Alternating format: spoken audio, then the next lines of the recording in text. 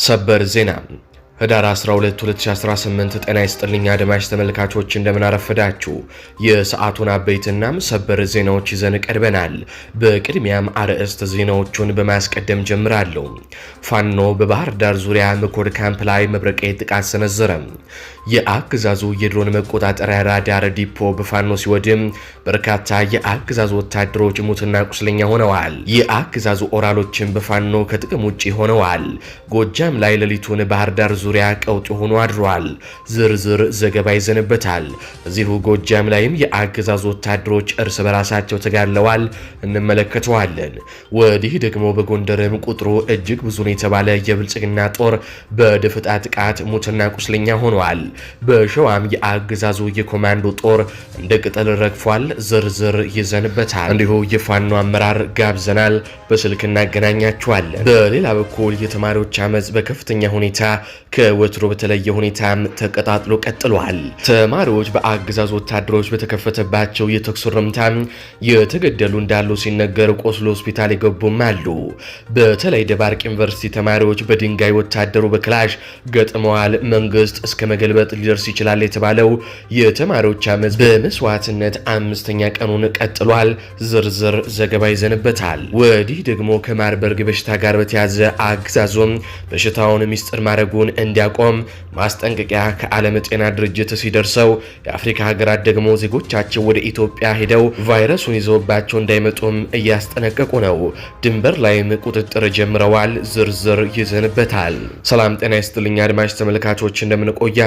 ከላይ በአርዕስተ ዜና ያደመጣችሁትን መረጃዎች ወደ እናንተ ላደርስ እዚህ ተገኝቻለሁ። የህዝባዊ ትግሉን የምትደግፉ እንዲሁም ሀገር ወዳድ የሆናችሁ አድማጭ ተመልካቾች ቪዲዮን ላይክ፣ ቻናሉን ሰብስክራይብ አድርጋችሁ የዶል ምልክቱን ታበሩ ዘንድ እንጠይቃለን። እንዲሁም በኮሜንት ድል ለህዝብ ልጆች፣ ድል ለጀግኖቹም እያላችሁ ለህዝቡ ሲሉ ጫካ የገቡትን ታጋዮች ታበረታቱ ዘንድ እየጠየቅናችሁ በቀጥታ ወደ መረጃዎች ያለፍኩኝ። እስከ ፍጻሜው ድረስ አብራችሁን ቆዩ። ቀዳሚ ወዳደረኩት ዘገባ አልፋለሁ። ሚዲያችን በተደጋጋሚ ዘገባ የሰራበት የማርበርግ በሽታ በኢትዮጵያ ያለው ሁኔታ አሁንም ከአስጊ ሁኔታ ላይ እንደሆነም አረጋግጠናል። የብልጽግናው መንግስት የበሽታውን ስርጭት በሚስጥር ለመያዝ ቢሞክርም ሚዲያችን በሰራው ተከታታይ ዘገባ በርካታ ሚስጥሮችን ስታጋልጥ ቆይታለች። ከቫይረሱ ጋር በተያዘ የሞቱ ሰዎች ቁጥርም 2 አሃዝን ከተሻገረ ቆየት ብሏል። አሁን ላይ ቫይረሱ እንዳለባቸው የተረጋገጡ ተጠቂዎችም በርካታ ሆነዋል።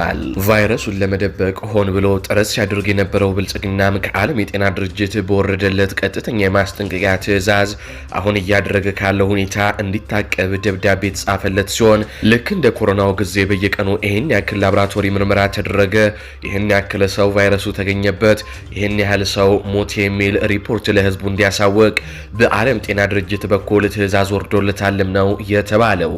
ትዕዛዙን ተከትሎም እንቅስቃሴ የጀመረው የአገዛዙ ኃይል ሪፖርቶችን ማቅረብ ቢጀምርም ቁጥሮችን ግን ሆነ ብሎ እየቀነሰ ስለመሆኑ የመረጃ ምንጮች ገልጸዋል። ይህም ህብረተሰቡ እንዲዘናጋ ለማድረግ ነው በማለት ሁኔታው ሆን ተብሎ እየተደረገ መሆኑን የመረጃ ምንጮቻችን አስረድተዋል። የኢትዮጵያ መንግስት እንዲህ ያለ ቸልተኝነት ያሳየ እንጂ ጎረቤት ሀገራትና የአፍሪካ ሀገራት ኢትዮጵያ ማርበርግ ተከስቷልና ተጠንቀቁ የሚል እንዲሁም የድንበር ላይ መመሪያዎችን እያወጡ ነው። ትላንት የጋና መንግስት ከኢትዮጵያ ለሚመጡ ተጓዦች ከቫይረሱ ጋር በተያዘ መግለጫ አውጥቶ ነበር። ይህንንም ሚዲያችን መዘገቡ አይዘነጋም። ቀጥሎም የኬንያ መንግስት ሀገራዊ ማስጠንቀቂያ ሰጥቶ እንደነበረ እንዲሁ ዘግበናል።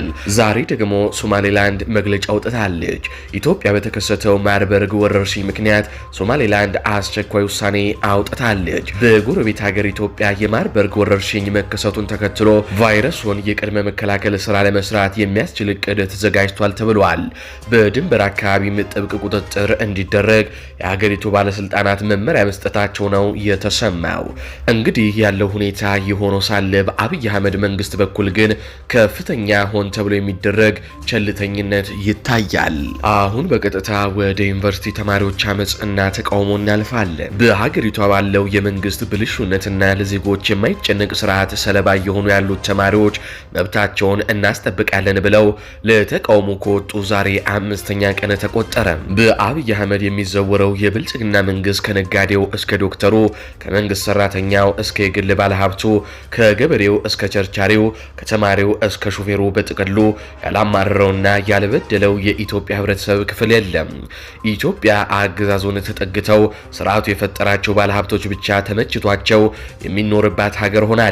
ባለሀብት ብትሆን እንኳን የስርዓቱ ተጠጊ ካልሆንክ በስተቀር ኢትዮጵያ ያውላንተም ስቃይ ናት ይላሉ ነዋሪዎች። ታዲያ በግብር ከልክ ያለፈ ገንዘብ እየተጠየቀ ዝም ያለው እንባውን ከማፍሰስ ውጪ ያልጠየቀው የኢትዮጵያ ህዝብ አልፎም ታይቶ በማይታወቅ የኑሮ ውድነት ወላፈን ተገርፎ ጓዳው ውስጥ የሚላስ የሚቀመሳቶ ዝምታን የመረጠው የኢትዮጵያ ህዝብ ሲሻገርም ከነበረበት ቀዬ ሲፈናቀል ጦርነት በወገኑ ላይ ሲታወጅ አንዴም እንኳን አስፓልት ወጥቶ መብት ይጠበቅልኛል ያላለው የኢትዮጵያ ህዝብ አሁን ላይ በልጆቹ በኩል ድምጹን እያሰማ ያለ ይመስላል። በዩኒቨርሲቲዎች የተጀመረው አመጽ ምናልባት በዚሁ ከቀጠለ መንግስት እስከ መገልበጥ የሚደርስ አቅም እንደሚኖረውም እየተገለጸ ነው። አንድ አመት ያለ አግባብ ተጨመረብን በሚል የተጀመሩት ተቃውሞዎች አሁን ላይ ጥያቄያቸው እየተመለሰ ባለመሆኑ መንግስትን የሚተች የተማሪዎችን ብቻ ሳይሆን የኢትዮጵያን ህዝብ ድምጽ የሚያስተጋቡም እየሆኑ ነው። ኦሮሚያና ድሬዳዋ የተጀመረው የተማሪዎች አመጽ በሁለተኛ ቀኑ አማራ ክልልና ሌሎች አካባቢዎች ላይ ተጧጡፎ የቀጠለ ሲሆን ዛሬና ትላንት ደግሞ በአራተኛና በአምስተኛ ቀኑ እጅግ በከረረ ሁኔታ በአማራ ክልል እየተደረገ ነው።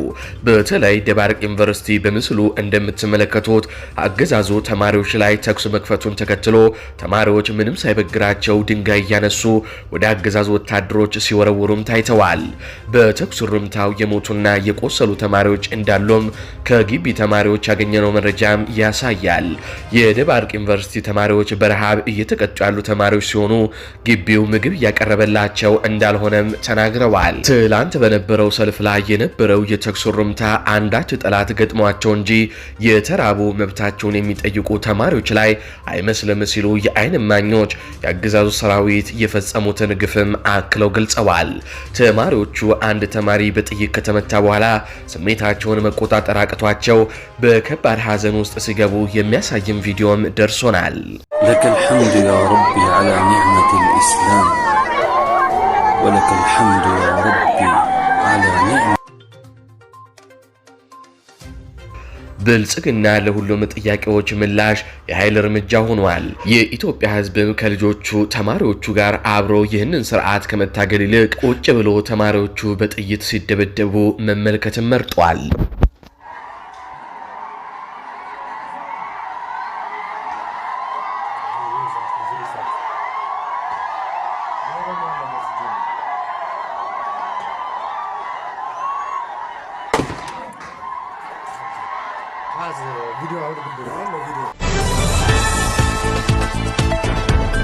አሁን በቀጥታ ከአማራ ክልል ወዳገኟቸው አበይትና ሰበር የጦር ግንባር መረጃዎች አልፋለሁ።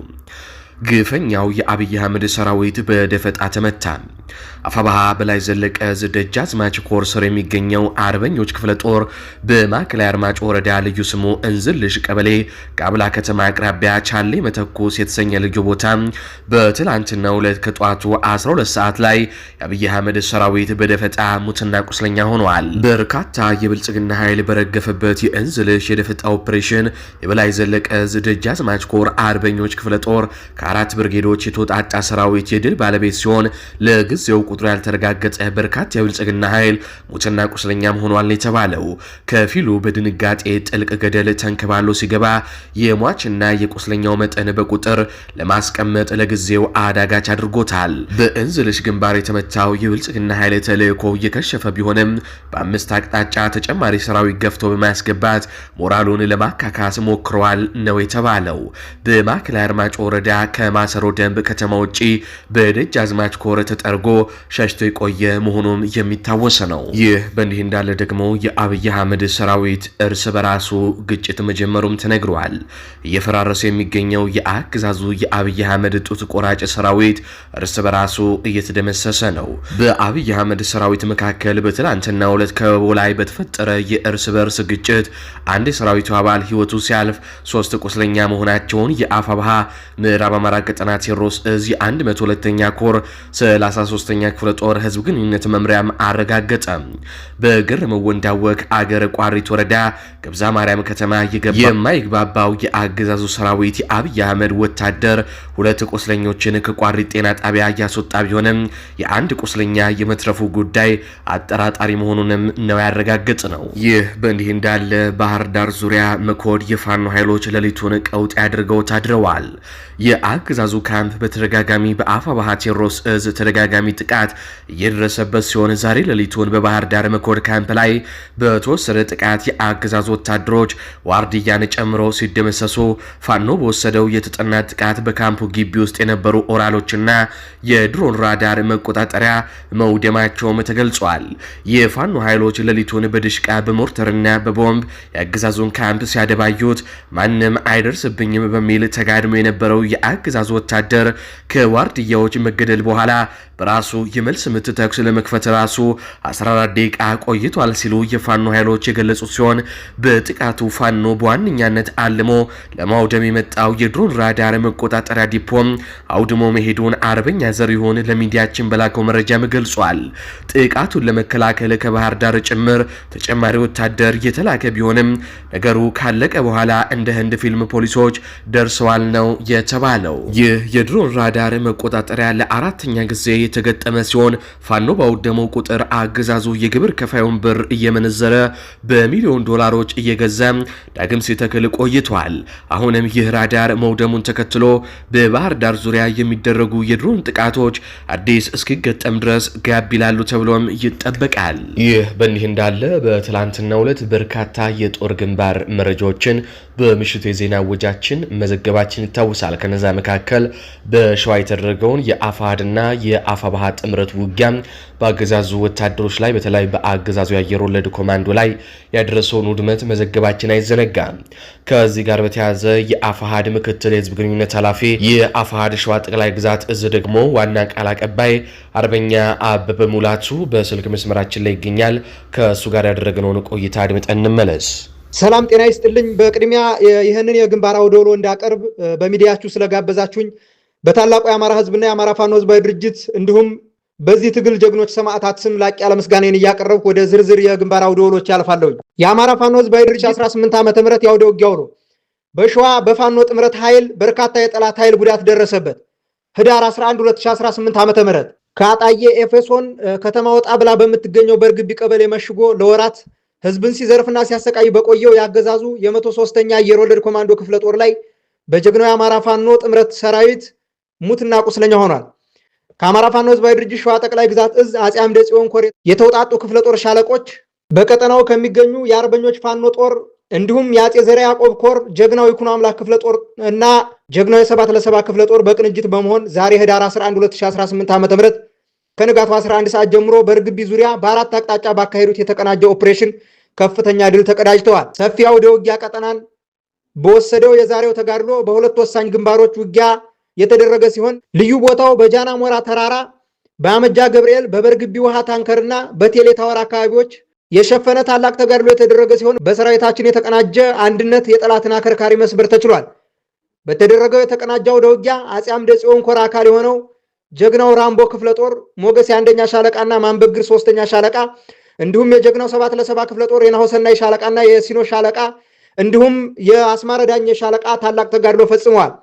በአማራ ፋኖ ትግል የአንድነት ኃይል በታየበት የአውደ ውጊያ ውሎ በአርበኛ ልመንህ ዘውዴ የተመራው የጀግናው የአጼ ዘርዓ ያዕቆብ ኮርና የኮር ልዩ ኦፕሬሽናል ክፍል በአርበኛ አበባው ዘለቀ የተመራው ሰራዊት ወንድማዊ ፍቅርን ባነገቡ የይኩኖ አምላክ ክፍለ ጦር አሳልፍ ተሻገር ሻለቃና የጀግናው 7 ለ7 ክፍለ ጦር ደመላሽ ሻለቃ በሌላኛው የአውደ ውጊያ ግንባር ልዩ ቦታው በሳራምባ ቴሌ ታወር በካራ ለጎማና በተረተር አካባቢዎች በተደረገው ለአስጨራሽ ትንቅንቅ በርካታ የአየር ወለድ ክፍለ ጦር አባላት ላይ የሰውና የቁሳዊ ጉዳት ያደረሱበት ሲሆን በቀጠናው የሚገኘው የአገዛዙ ሰራዊት የጀግኖቹን ክንድ መቋቋም ሲያቅተው ከኬሚሴ ከተማ ተጨማሪ ኃይል ቢልክም የጦርነቱን መልክ ሳይቀይሩ ቀርተዋል። በከሰያታ አመጃ ገብርኤል ተራራው ላይ በሰፈረው የአገዛዙ ሰራዊት ላይ የጀግናው ራምቦ ክፍለ ጦር ሞገስ የአንደኛ ሻለቃ ታላቅ ተጋድሎ በማድረግ በርካታ የጠላት ኃይልን በመደምሰስ የክብር መስዋዕትነት ከፍለው በሻለቆቹ አንድነት ስኬታማ ድል ተጎናጽፈዋል። ጠላት ወታደራዊ ጠቀሜታ ያለውን ያላላ ጀበል ተራራን ለመያዝ ባደረገው ትንቅንቅ የአገዛዙ ሰራዊት በጀግናው 7 ለ7 ክፍለ ጦር ሲኖ ሻለቃ ተሸንፎ ሲመለስ ከወትሮው ለየት ባለመልኩ የአንድነት ድባብ የታየበት የፋኖ ሰራዊት በአገዛዙ ወታደሮች ላይ የጋራ ድል የተጎናጸፈ ሲሆን ጠላት በ3 አምቡላንሶች ሙትና ቁስለኛውን ወደ አጣየ ከተማና ኬሚሴ ሆስፒታሎች ወስዷል። የደረሰው ጉዳት ዝርዝር በቀጣይ ይፋ ይሆናል። በሌላ ግንባር የአማራ ፋኖ ህዝባዊ ድርጅት ሸዋ ጠቅላይ ግዛት እዝ አርበኞች ጦር አርበኛ ታደለ ወርቁ ብርጌድ ቃኞች በይፋትና ጥሙጋ አውራጃ በሸዋሮቢት ከተማ 06 እና 03 ቀበሌ መካከል ላይ የሚገኘው ቆቦ ድልድይ አካባቢ በነበረው የአገዛዙ ጦር ላይ ዛሬ ህዳር 11 2018 ዓ.ም በሰነዘሩት ድንገተኛ ጥቃት በርካታ የጠላት ኃይል ቁስለኛ ሲሆን ከ5 በላይ የሚኒሻ አባላት ሙት ሆነዋል። ትግሉ ተጠናክሮ ይቀጥላል። ክብርና ሞገስ ለሰማዕታት። ድል ለአማራ ፋኖ ህዝባዊ ድርጅትና አማራ ፋኖ ሁሉ። ድል ለአማራ ህዝብ፣ ድል ለኢትዮጵያ ህዝብ። ህዳር 11 2018 ዓ.ም የአማራ ፋኖ ህዝባዊ ድርጅት ምክትል ህዝብ ግንኙነት መምሪያ ኃላፊና የአማራ ፋኖ ሸዋ ጠቅላይ ግዛት እዝ ዋና ቃል አቀባይ አርበኛ አበበ ሙላቱ ከግንባር አመሰግናለሁ። የምስራቅ አማራ ኮር 1 እና ኮር 2 እንዲሁም የሚኒሊክ እዝ ልዩ ዘመቻ አህዶች በጥምረት ባደረጉት ተጋድሎ ራያ ግንባር ላይ ታላቅ ድል አስመዘገቡ። የፋሽስቱ አገዛዝ ብልጽግና ሰራዊት በራያ ቆቦ፣ በጮቢ ግንባርና ተኩሎሽ ግንባር በበርካታ እግረኛ ሰራዊት በቅርቡ ባስገባቸው ቻይና ሰራሽ ኦራል ላይ በተጠመዱ 3 1.55 ኤምኤም መድፎች ቢኤም ብረት ለበሶችና ዙ 23 ታግዞም ህዳር 9 ቀን 2018 ዓ.ም ከቀኑ 9 ሰዓት ጀምሮ እስከ ህዳር 10 2018 ዓ.ም ምሽት በተጠናቀቀው ተጋድሎ ከባድ ሰብአዊና ቁሳዊ ኪሳራ አስተናግዶም ወደ መጣበት ተመልሷል ተብሏል። በተጋድሎ የምስራቅ አማራ ኮር 1 አሃዶች አውጃኖ ክፍለ ጦር፣ አሳምነው ክፍለ ጦር 2ኛና 5ኛ ሻለቆችና ከኮር 2 ዲቢና ወርቅ እንዲሁም የእዙ ልዩ ዘመቻ በጥምረት ባደረጉት ብርቱ ትንቅንቅ ተጋድሎ የብልጽግና ኃይል ላይ ከባድ ሰብአዊና ቁሳዊ ኪሳራ በማድረስና ቀጠናውን በማስከበር ታላቅ ድል ተጎናጽፈዋል። በተጋድሎ ከባድ ሽንፈት የገጠመው የፋሽስቱ አገዛዝ ሰራዊት የገጠር መንደሮችን፣ ታዳጊ ከተሞች ላይ ከባድ መሳሪያ በማስወንጨፍ በሰው ህይወት ላይ የሞትና የአካል ማጉደል አደጋ ሲያደርስ ቁጥራቸው ቀላል የማይባል እንስሳቶችም ተጨፍጭፈዋል፣ ቤትና ንብረትም ወድመዋል ነው የተባለው። ይህ በእንዲህ እንዳለ እዚሁ ወሎ ላይ ስንቆይ ሰበር ዜና ኮሎኔሉን ጨምሮ ሌሎች ምርኮኞች የመከላከያ ሰራዊት አባላት በድሮን ጥቃት ተገደሉ። ከዚህ ቀደም በዚሁ በሚዲያችን ላይ በማቅረብ ይህንን ምርኮኛ ኮሎኔል አሳይተናችሁ ነበር። አገዛዙ በጊዜው የምርኮኛ ማቆያ ማዕከል ላይ በፈጸመው የድሮን ጥቃት የ12ኛ ክፍለ ጦር ምክትል አዛዥ ኮሎኔል ዘሪሁን ማሙዬን ጨምሮ ሌሎች ምርኮኛ የመከላከያ ሰራዊት አባላት መገደላቸውን ሚዲያችን ለማረጋገጥ ችሏል። ኮሎኔሉ ትናንት ምሽት ከመገደሉ ሳምንታት በፊት የራሱን ህዝብ በድሮን መጥቶ የፈጀ ሲል የብልጽግናውን አገዛዝ ገልጾት ነበር። በዘመቻ አባናዶ የተማረከው በሰሜን ምስራቅ እዝ የ12ኛ ክፍለ ጦር ምክትል አዛዥ ኮሎኔል ዘሪሁን ማሙዬን ጨምሮ ሌሎች ምርኮኞች የመከላከያ ሰራዊት አባላት ትላንት ዳር 10 ቀን 2018 ዓ.ም ምሽት በተፈጸመባቸው የድሮን ጥቃት መገደላቸውን ነው ሚኒሊክ እዝ በህዝብ ግንኙነቱ መምሪያው በኩል ባወጣው መረጃም ያስታወቀው። ይህ በእንዲህ እንዳለ ደግሞ ወደ ጎንደር ስናልፍ ዘመቻ አርበኛ ጌትነት መሳፍንት ተጀምሮ የአገዛዙ ኃይል አይቀጡ ቅጣት ተቀጣ። በዘመቻ አርበኛ ጌትነት መሳፍንት ከ180 በላይ የብልጽግና ኃይል ሙትና ቁስለኛ ተደረገ። ለ3 ቀናት በዘለቀው በክቡር ሰማዕቱ አርበኛ ጌትነት መሳፍንት ስም በታወጀ ዘመቻ የራስ አሞራ ውብነህና የአባደፈን መሳፍንት ልጆች በተለያዩ ግንባሮች አስደናቂ ድል መጎናጸፋቸውን ሚዲያችን ከበላይ ዘለቀ ህዝብ ግንኙነት መምሪያ ለማረጋገጥ ችሏል። በሰሜን ጎንደር ቀጠና በ4 አቅጣጫ ወደ ዳባት ወረዳ አጅሬ ጃኖራ ያመራው የብልጽግና ሰራዊት ደፋሪው የአብይ አህመድ ግሪሳ በራስ አሞራው 3ኛ ኮረ ሰራዊት በቆላማው የወገራ ጠገዴና አርማጭሆ እንዲሁም ዛሪማና ቦዛ አዋሳኝ መሬቶች እንደ በረዶ ቀልጦ ቀርቷል። ተከታትሎ የመጣው የብልጽግና ኃይል አራቡራ ቀበሌ አቦ ገዳም፣ መርጠጭ ጸበልና ወይራ ጊዮርጊስ ከ30 በላይ ሲደመሰስ 23 ቁስለኛ ሆኗል። 2 ወታደራዊ ተሽከርካሪም ከጥቅም ውጪ ተደርጓል። ቀሪው ወደ ዳባት ፈርጥጧል ነው የተባለው። በደባርቅ አቅራቢያ ጥራይና የተገረፈው የብልጽግና ኃይል ለጊዜው በውል ቁጥሩ ያልታወቀ የብልጽግና ኃይል ሰብአዊና ቁሳዊ ኪሳራም ደርሶበታል ነው የተባለው። መቋቋም ስላልቻለም ሸሽቶ ደባርቅ ተመልሷል። አጅሬ፣ ወንበርዬ ሚካኤል፣ አይረፍዳ ማርያም እንዲሁም መድኃኔዓለምና ቻይና ካምፕና ተንሳይ በተሰኙ ልዩ ቦታዎች በተደረገ አስጨራሽ ትንቅንቅ የአባደፈን መሳፍንት ልጆች የጌትነት መሳፍንት ወንድሞች የአብይን ሰራዊት በእሳት ቆልተውታል። ጀግናው ጌትነት መሳፍንት በወደቀበት አጅሬም ከ65 በላይ የብልጽግና ኃይል ሲደመሰስ ከ70 በላይ ደግሞ ቁስለኛ መሆኑንም አረጋግጠናል። ሶስተኛ ቀኑን ያስቆጠረው የቀጠናው ፍልሚያ በድምሩ ከ180 በላይ የኦህዴድ ብልጽግና ሰራዊት ሙትና ቁስለኛ ማድረግ መቻሉን የእዙ ህዝብ ግንኙነት መምሪያ ለሚዲያችን አሳውቋል። ይህ በእንዲህ እንዳለ ደግሞ ወደ ሸዋ ስናልፍ የአገዛዙን ጦር ወንድማማቾቹ አፋሃድና አፋባሃ በጋራ በመሆን አበራዩት። በኤፍራታ ግድም ወረዳ ምሽጎ ለወራት ህዝቡን ሲዘርፍና ሲያሰቃይ የቆየው በ103ኛ አየር ወለድ ክፍለ ጦር ላይ የአገዛዙ ሰራዊት ላይ የአማራ ፋኖ ጥምር ሰራዊት በተቀናጀ የጋራ ተጋድሎ በርካታ አገዛዙን ሰራዊት ሙትና ቁስለኛ አደረጋቸው። በሸዋ ጠቅላይ ግዛት እዝ ይፋትና ጥሙጋ አውራጃ በኤፍራታና ግድም ወረዳ የአማራ ፋኖ ህዝባዊ ድርጅት ሸዋ ጠቅላይ ግዛት እዝና የአማራ ፋኖ ብሔራዊ ኃይል አሳምኖ እዝ በጋራ በመሆን ከአጼ አምደ ጽዮን ኮር ከተወጣጡ የክፍለ ጦር ሻለቃዎች በቀጠናው ከሚገኙ የአርበኞች ፋኖ እንዲሁም የአጼ ዘርዓ ያዕቆብ ኮር ይኩን አምላክ ክፍለ ጦርና የ77 ክፍለ ጦሮች በቅንጅት በመሆን በዛሬው ዕለት ህዳር 11 ቀን 2018 ዓ.ም ከንጋቱ 11 ሰዓት ጀምረው በወረዳዋ በር ግቢ ቀበሌ በአይነቱ ለየት ያለ በአራት አቅጣጫ በተካሄደው የተቀዳጀ አውደ ውጊያ የአገዛዙን ሰራዊት ክፉኛ መምታታቸውን የሚዲያችን መረጃ ምንጮች ከቦታው አረጋገጡ።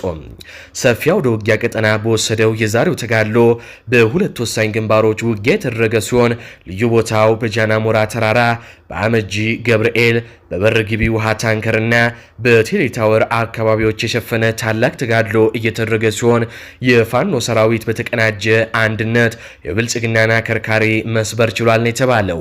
በተደረገው የተቀናጀ አውደ ውጊያ አጼ አምደ ጽዮን ኮር የራምቦ ክፍለ ጦር ሞገሴ አንደኛ ሻለቃና ማንበግር ሶስተኛ ሻለቃ እንዲሁም 7 ክፍለ ጦር የናሁሰና የሲኖ ሻለቃ እንዲሁም የአስማረ ዳኜ ሻለቃ በጋራ በመሆን ከአፋሃድና ከአፋባሃ በመወጣጣት ታላቅ ተጋድሎ ፈጽመዋል። በዛሬው አውደ ውጊያ የአማራ ፋኖ ትግል የአንድነት ኃይል የታየበት በአርበኛ ደመነ ዘውዴ የተመራው የአጼ ዘርዓ ያዕቆብ ኮርና የኮሩ ልዩ ኦፕሬሽን ክፍል አርበኛ አበበው ዘለቀ የተመራ ሰራዊት ወንድማዊ ፍቅርን ባነገቡ የይኩን አምላክ ክፍለ ጦር አሳልፍ ተሻገር ሻለቃና የ77 ክፍለ ጦር ደመላሽ ሻለቃ በሌላኛው የአውደ ውጊያ ግንባር ልዩ ቦታው በሳራምባ ቴሌታወር በካላ ለጎማም እንዲሁም በተርተራ አካባቢዎች በተደረገ ለአስጨራሽ ትንቅንቅ በርካታ የአየር ወለድ ክፍለ ጦር አባላቱ ላይ የብልጽግናን ሰራዊት በመምታት ቅስሙን የሰበሩት ሲሆን በቀጠና የሚገኘው የጦር ወንጀለኛው የብልጽግና ሰራዊት የፋኖችን ክንድ መቋቋም ሲያቅተው ከከሚሴ ከተማ ተጨማሪ ኃይል ቢያስገባም ከደረሰበት ከፍተኛ ኪሳራ ሊታደገው አልቻለም። በከሰያት አመጃ ገብርኤል ተራራው ላይ በሰፈረው የአገዛዙ ሰራዊት ላይ የራምቦ ክፍለ ጦር ሞገሴ አንደኛ ሻለቃ ታላቅ ተጋድሎ በማድረግ በርካታ የብልጽግና ኃይልን በመረፍረፍ የክብር መስዋዕትነት የተከፈለበት በተናበበ የሻለቆች አንድነት ስኬታማ ውጤትም ፈጽማለች። ብልጽግና ወታደራዊ ጠቀሜታ ያለውን የአላላ ጀበል ተራራን ለመያዝ ባደረገው ትንቅንቅ የብርሃኑ ጁላ ሰራዊት በ77 ክፍለ ጦር ሲኖ ሻለቃ ተገርፎ ሲመለስ ከወትሮ ለየት ባለ መልኩ የአንድነት ድባብ የታየበት በፋኖ ሰራዊት በተናበበ የጥምረት ኃይል በአገዛዙ ወታደሮች ላይ የጋራ ድል መጎናጸፋቸውን የአማራ ፋኖ ሸዋ ጠቅላይ ግዛት እዝ አጼ አምደ ጽዮን ኮርና የአማራ ፋኖ ብሔራዊ ኃይል የህዝብ ግንኙነት ክፍሎች ለሚዲያችን በላኩት መረጃ ማስታወቀዋል። ለሰዓቱ ያስኩላችሁ ዘገባዎች እነዚህን ይመስላሉ። በዜናዎቻችን ላይ ያላችሁን ሀሳብ አስተያየት በኮሜንት መስጫ ስር አስፍሩልን። በቀጣይ በሌሎች ዘገባዎች እስካገኛችሁ ድረስ ቸር ያሰማን።